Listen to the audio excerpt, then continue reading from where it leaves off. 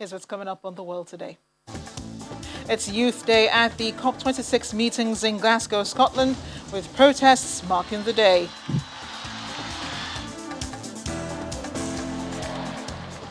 Developments out of Ethiopia as groups from alliance against the government of Abiy Ahmed. And what does Facebook have to do with Ethiopia's deepening crisis? Plus, Pfizer says its antiviral pill is 89% effective in high-risk COVID cases. A warm welcome to the program and thanks for joining us. I'm Amarachi Ubani.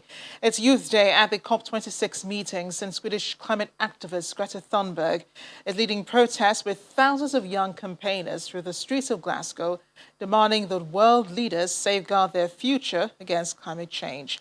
Campaigners and pressure groups have been underwhelmed by the commitments made by governments during the COP26 conference's first week, many of which are voluntary or set deadlines decades away. Those marching held placards and banners aloft with messages that reflected frustration with what Swedish activist Greta Thunberg described as blah, blah, blah, coming from years of global climate negotiations. Thunberg galvanized young people around the world to take action in Fridays for Future school strikes, which began with her standing every week outside the Swedish parliament. One more steward. Sorry, please keep us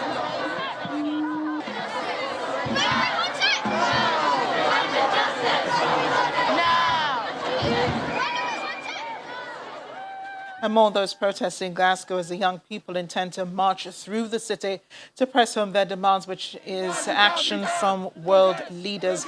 Both British Prime Minister Boris Johnson and COP26 President Alex Sharma have referenced their anger and concern about climate change and called on world leaders to consider their future in their deliberations.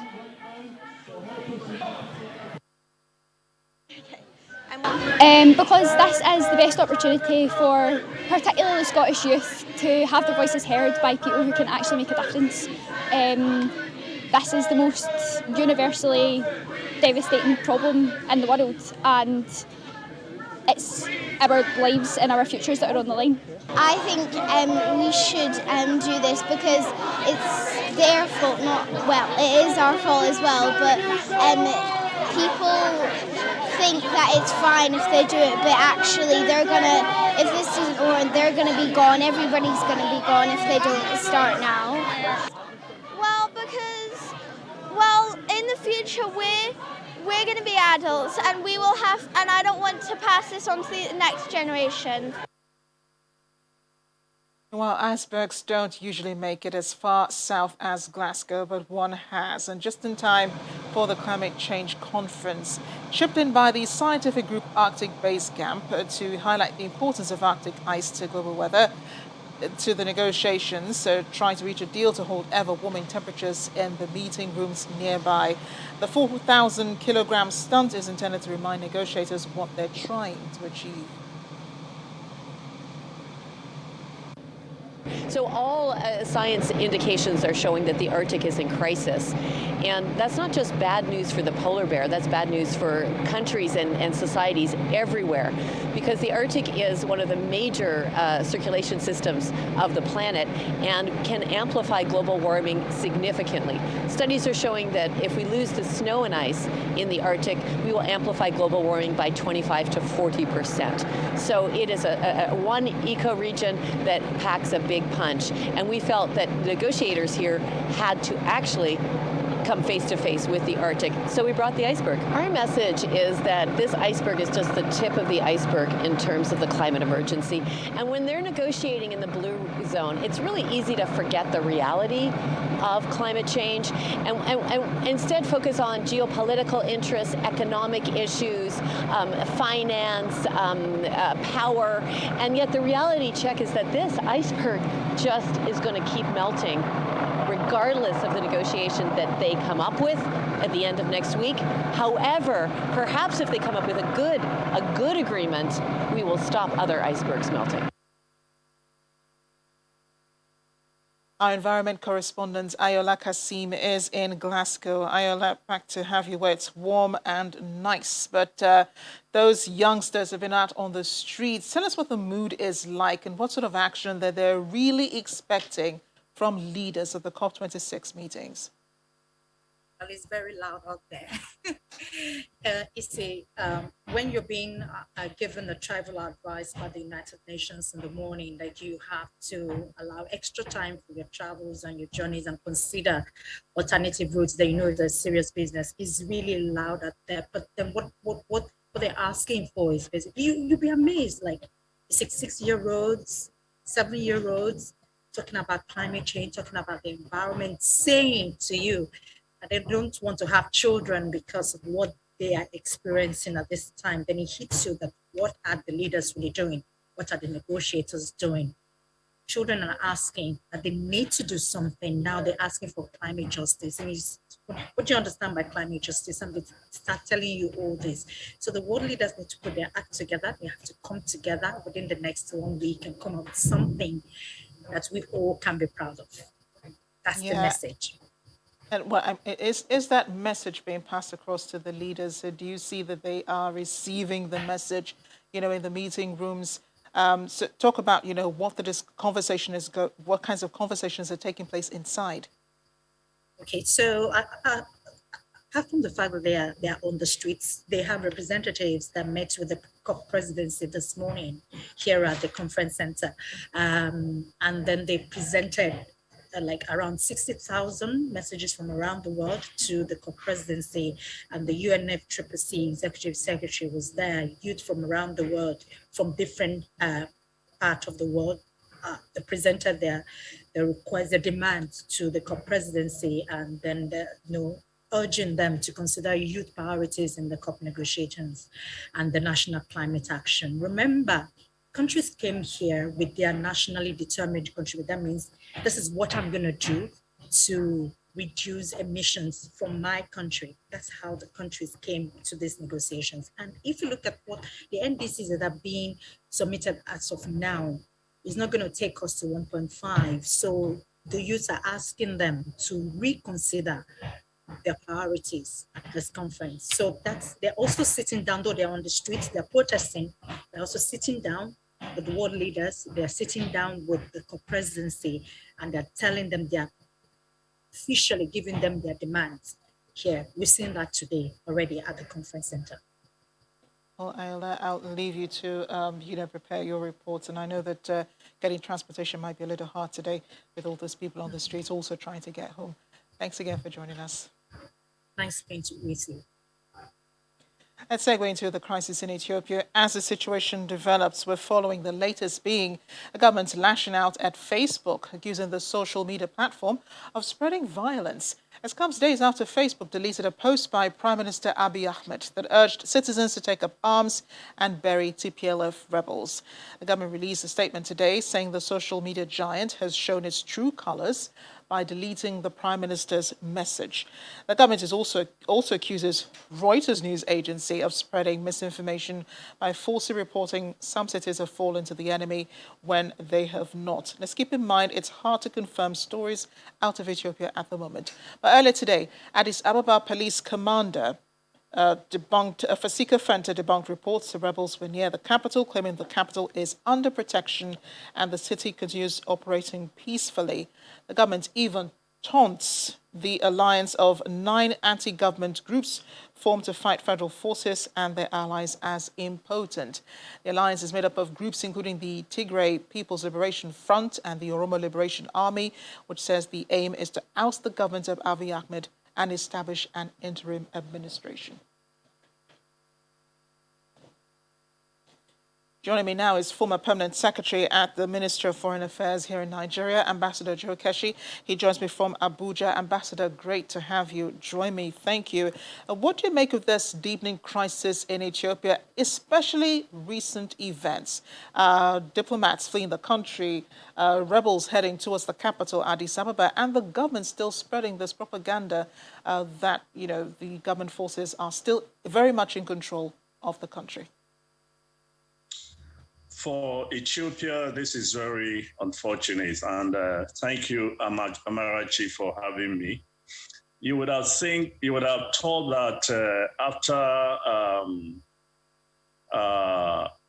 there's so many years of civil war, that the leadership in Ethiopia would have found a better way of managing the diversity of that country. Two things have gone wrong in the last couple of years. One, the mismanagement of the diversity of that country. Secondly, the kind of arrogance, know-it-all attitude and behavior of the current prime minister. In fact, it would be right for everybody to blame the current prime minister for refusing to be rational, for refusing to be reasonable. You know, as we speak, a lot of negotiators are in Addis Ababa, including former President Olusegun Obasanjo. You know, but one thing that everybody says about this prime minister is that he has refused to listen to anybody, and to a large extent, he precipitated this crisis that we are witnessing today. And the consequences of what's going to happen if these forces enter into Addis Ababa, yes, they might be saying to everybody that they want an interim government, but the truth of the matter is that the TPLA people want to go. And if they go, you can begin to imagine the consequences for Africa, especially for a country like Nigeria, because there will be those who also begin to use Ethiopia as an example. And in fact, all other ethnic groups in the country might want to go as well. And this is why I sincerely hope that they can find a way, you know, to prevent the disaster from happening. Ambassador, let's talk about the consequences that you speak of. We're watching Ethiopia practically disintegrate before our eyes.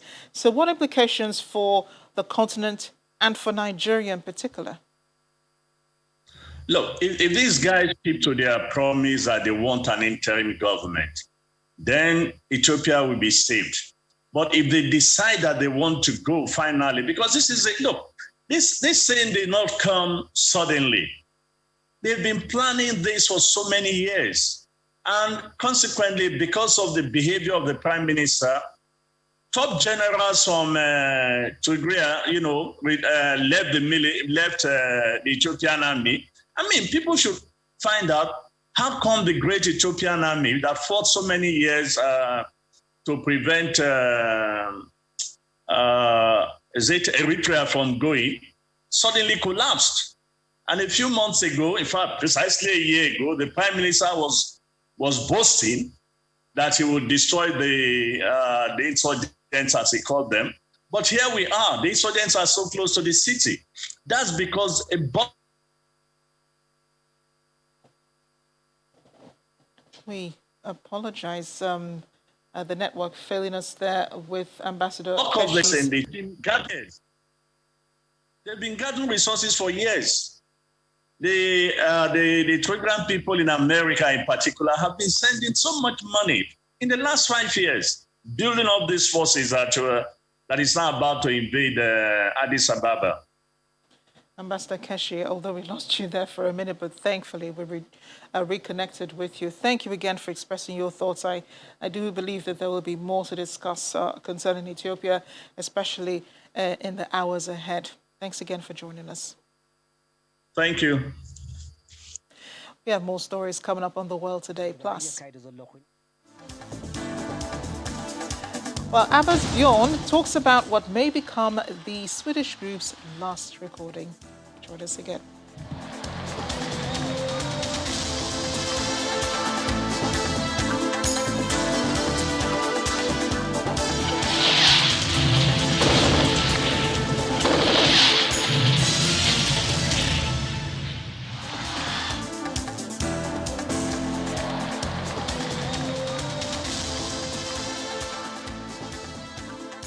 Welcome back to The World Today. The EU Parliament's first official delegation to Taiwan says that further international integration of the diplomatically isolated island would diffuse potential conflict with China.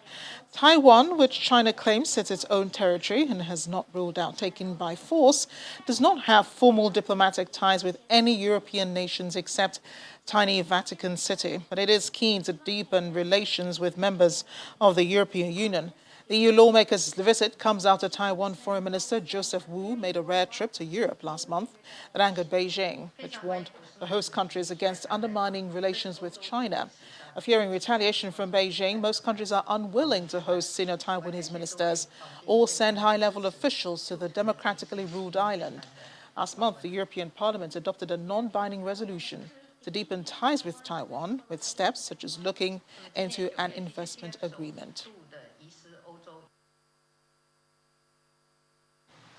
And we came here with a very simple, very clear message. You are not alone. Europe is standing with you, by you, in the defense of freedom and the defense of rule of law and human dignity. We are all in the same boat in this worldwide confrontation between authoritarian regimes and democracies. And it's high time for us in the European Union to show that we are in the same boat. So our visits should be considered as an important first step. But next, we need a very concrete agenda of high-level meetings and high-level concrete steps together to build a much stronger EU-Taiwan partnership. A former top prosecutor has been chosen as the presidential candidate for South Korea's main opposition party, hoping to ride voter anger over rising home prices and corruption scandals involving President Moon Jae-in's party to victory in a 2022 election. Yoon Suk-yeol, who served as a prosecutor general until March after being appointed by Moon in 2019, was picked at a party convention to represent the People Power Party in the March 9, 2022 presidential election. The Conservative opposition is looking to regroup after breaking up in disarray in the wake of the 2017 impeachment of former President Park Geun-hye and capitalize on public discontent with Moon's policy failures and scandals. 60-year-old Yoon will compete against Lee Jae-myung, the nominee of Moon's progressive ruling Democratic Party and a former governor of the country's most populous province of Gyeonggi. Moon cannot run for re-election under the Constitution. The World Health Organization's, these two suspected drug gang members, were shot dead on a beachfront near the Mexican resort of Cancun on Thursday. Authorities said this was an apparent gangland slaying of a couple of weeks after two tourists were killed in crossfire at another beach. The Attorney General's office in the state of Quintana Roo said warring gangsters faced off on a beach in Bahia Petempich, Puerto Morelos, and two were killed a few hours after reports of a shooting began circulating on social media. Police said earlier that a group of armed men carrying long guns were seen in the area of Azul Beach Hotel. One senior state official said a group of gunmen arrived by boat in pursuit of the men who were slain, in what another Mexican official said appeared to be a targeted execution. Immigration advocates report clashes between the Mexican National Guard and the migrant caravan in the southern state of Chiapas in Mexico, according to reports from the director of the NGO Pueblos Sin Fronteras and organizer of the caravan, Irineo Mujica. Dozens of migrants continue traveling north as confrontations between them and police forces continue. A group of mostly Central American women and children resumed their journey on Monday in the Piupan municipality of Chiapas after fatigue and illness among some members prompted a two-day break. Other organizers of the migrant caravan have reported there are two injured migrants who were allegedly beaten by police, and authorities used at least 4 bus escorts to take the migrants away. In a statement, the National Guard said they were attacked with stones and sticks on the Pijipan-Tonala Road section by between 100 and 150 migrants belonging to a group of more than 1,600 migrants of different nationalities. Que no violenten, que no busquen la violencia o enfrentamientos, ya que esta caravana ha venido en paz.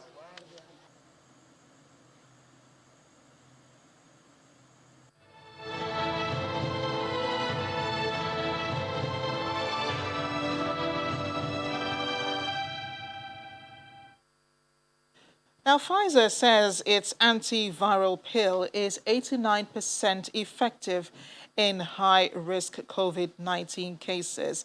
It gave this report earlier today, and as the World Health Organization says, recently confirmed cases and deaths caused by COVID-19 have risen again, as more than 50,000 deaths are reported weekly worldwide at present.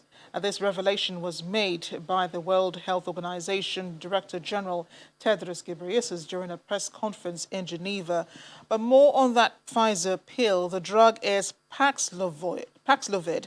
It's intended for use soon after symptoms develop in people at high risk of severe disease. It comes just a day after the UK medicines regulator approved a similar treatment from Merck Sharp and Dohme. Here's a global update.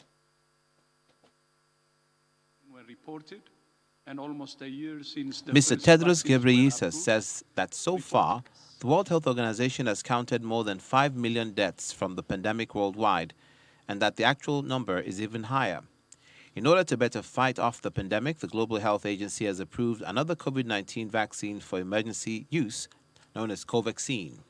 We added another new tool with the emergency use listing of Covaxin, the AIDS vaccine to receive WHO validation for safety, efficacy, and quality. Emergency use listing contributes to vaccine equity by enabling countries to expedite their own regulatory approval to import and roll out vaccines.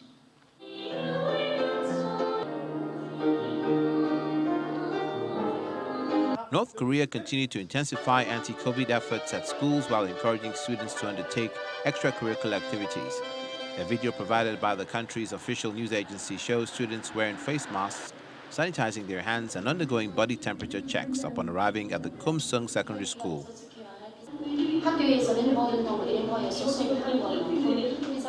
Employees are wearing protective suits, and they were seen disinfecting classrooms and corridors. The video cannot be independently verified.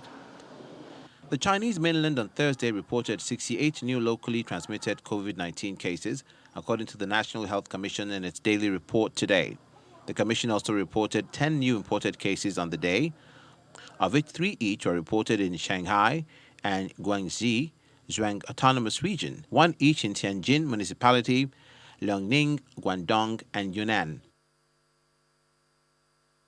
As we end the program, Swedish supergroup ABBA today released their first studio album in 40 years. But fans hoping for more music in the future will be disappointed to hear that this might be the last new venture by one of the biggest selling bands of all time. Formed by 2 married couples in 1972, ABBA have sold more than 385 million albums since their first hit, Waterloo, topping the charts across the world until their breakup in the early 1980s.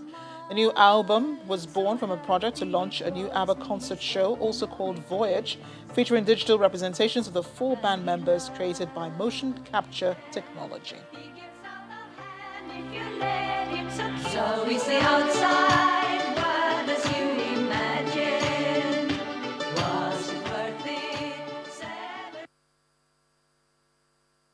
We write it in the same way that we would write any song. It's just a matter of writing a good enough melody and a good enough lyric. That's, you know, it's as simple as that. It's not easy, but it's simple. There's no method to it. There's no particular way you do it. You just write away.